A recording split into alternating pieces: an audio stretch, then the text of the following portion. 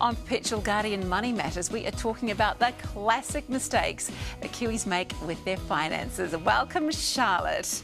I have my pen and my paper ready because I'm pretty sure that I'm going to be your poster girl for all of these classic mistakes. Yeah, look, there are many common pitfalls that people fall into. Kiwis are pretty good at spending their money. So we've brought Diana Clement. She's a financial columnist and an expert in all things personal finance. So she's going to help you with that. Excellent. Morning, Diana. Morning, Mel. Nice to have you here. So let's start with the obvious one, the number one, spending frivolously. This is a bit of an issue, isn't it? Sure. Look, we all do it. All Kiwis do it. And they're spending their way into debt, sort of $1 at a time. So we're talking like that coffee I had this morning? Yes, and the lollies at the service station. Oh yeah, those two. Yeah. Actually, you've got a camera on me or something. This is a bit creepy. Yeah. Okay, so we need to watch that. So what do we do? Yeah, the best thing to do is to, at the beginning of the month, set aside some money for saving in one account, money for spending in another, and when that spending money's gone, just stop spending for the rest of the month. So you make that sound really easy. But you can do it. I can do it. Mistake number two, living on your borrowings. Yeah, look, if you are constantly carrying a balance, and if you buy necessities with your credit card, you're paying 20% more than the next person.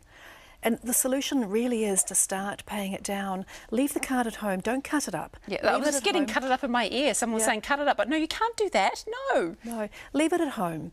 And every month plan to pay down a certain amount until the debt is gone. Okay, so you really do, because if you start looking at what you're actually paying, you are paying a lot of extra money on things, aren't you? You're paying 20% and then on 20% because it rolls over every month and you're paying it on the interest from last month. Oh, I don't even want to think what I'm paying. Yeah. So how many Kiwis are in the wrong KiwiSaver fund? I mean, that's a bit of an issue too, isn't it? Yeah, it's a real issue because people are automatically enrolled into a conservative fund, which is inappropriate for many of them.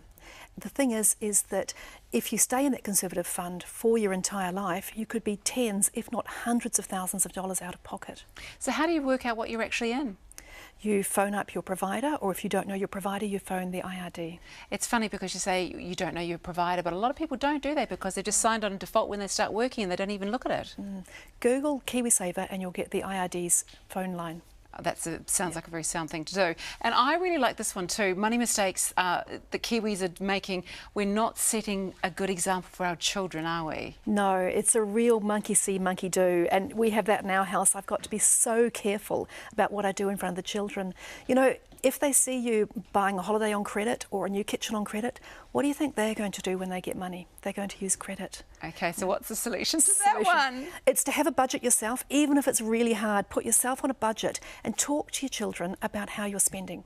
And put them on a budget. Give them a fixed amount each month and they will learn. Okay, give them a fixed amount, put them on a budget, don't buy your holidays on credit. I'm ticking these things off as we go in my head. Great advice, Diana and Charlotte. We will see you next week on Perpetual Guardian Money Matters.